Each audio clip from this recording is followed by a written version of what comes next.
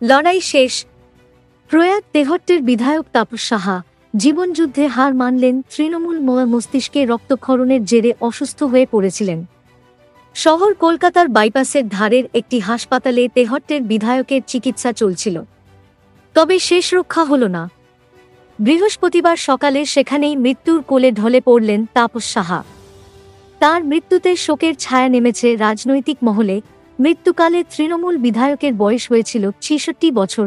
জীবনযুদ্ধে হার মানলেন তাপস। জেলা তৃণমূল সূত্রে জানা যাচ্ছে, দলের জন্মলগ্ন থেকে নেত্রী মমতা বন্দ্যোপাধ্যায়ের অত্যন্ত স্নেহভাজন ছিলেন তাপস। সেই সময় যুব নেতা ছিলেন তিনি।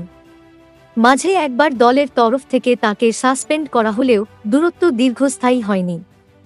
ফের তাপসকে ফিরিয়ে নিয়েছিল তৃণমূল। ২০১৬ সালের বিধানসভা ভোটে নদিয়ার পলাশীপাড়া কেন্দ্র থেকে জয়ী হয়েছিলেন এই দাপুটে রাজনীতিক। ২১-এর ভোটে তেহট্ট থেকে জয়ী হন।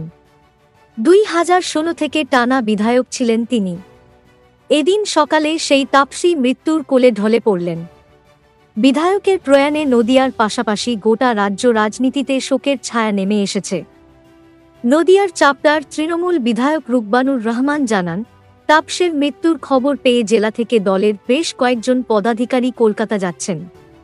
তেহট্টের বিধায়কের শেষকৃত্য কবে, কিভাবে ও কখন হবে সেটা তাপসের পরিবার ও দলের সঙ্গে আলোচনার পর ঠিক হবে বলে জানিয়েছেন তিনি। উল্লেখ্য, গত বছর তেহট্টের বিধায়কের নাম নিয়োগ দুর্নীতিতে জড়িয়েছিল।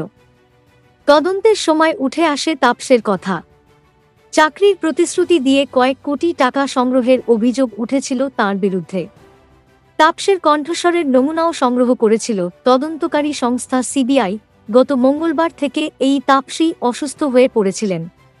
মস্তিষ্কে রক্তক্ষরণ হওয়ায় তাঁকে হাসপাতালে ভর্তি করা হয়। বাইপাসের ধারের একটি হাসপাতালে চিকিৎসা চলছিল। সব চেষ্টা ব্যর্থ করে আজ সকালে সেখানেই মৃত্যুর কোলে ঢলে পড়েন তৃণমূল বিধায়ক।